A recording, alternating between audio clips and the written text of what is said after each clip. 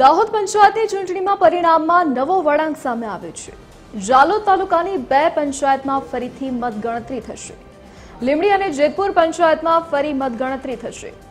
ચૂંટણી બાદ હારેલા ઉમેદવારોએ રીકાઉન્ટિંગ માંગ્યું હતું। રીકાઉન્ટિંગ ન મળતા હારેલા ઉમેદવારોએ પિટિશન કરી હતી। કોર્ટે બંને પંચાયતની મતગણતરી ફરી કરવાનો હુકમ કર્યો છે।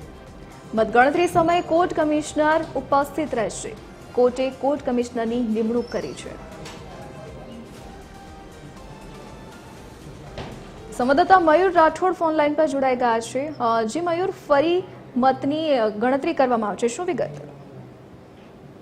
જી દર્શક, દાહોદ જિલ્લાની જે ગ્રામ પંચાયતોની ચૂંટણી યોજાઈ હતી તેમાં જાલોદ તાલુકાની 2 ગ્રામ પંચાયતો જેમાં લીંબડી અને જેતપુર ગ્રામ પંચાયતમાં મતગણતરી દરમિયાન જે હારેલા ઉમેદવારો છે તેમણે ચૂંટણી અધિકારી છે તેમની સમક્ષ રીકાઉન્ટિંગની માંગણી કરી હતી, પરંતુ ચૂંટણી અધિકારી દ્વારા આજે બંને જે સરપંચના હારેલા ઉમેદવારો છે તેમની રીકાઉન્ટિંગની જે માંગણી નામંજૂર કરી હતી અને ત્યારબાદ આ સમગ્ર મામલો જે છે કોર્ટમાં પહોંચ્યો હતો અને કોર્ટમાં અત્યારે જે સુનાવણીઓ બાદ કોર્ટે હુકમ કર્યો છે કે આ જે બંને ગ્રામ પંચાયતોની જે ચૂંટણીનું રીકાઉન્ટિંગ કરવામાં આવે અને આ તમામ જે કાઉન્ટિંગ જે છે કોર્ટ કમિશનરની ઉપસ્થિતિમાં થાય તે માટે જે હુકમ કરવામાં આવ્યો છે। ત્યારબાદ હવે ચૂંટણી પંચ દ્વારા આ હુકમને અમલવારી કરવાની કાર્યવાહી કરવામાં આવશે અને આવનાર સમયમાં ક્યારે ચૂંટણી જે ગણતરી મતની જે ગણતરી કરવાની છે તેની તારીખ જાહેર કર્યા બાદ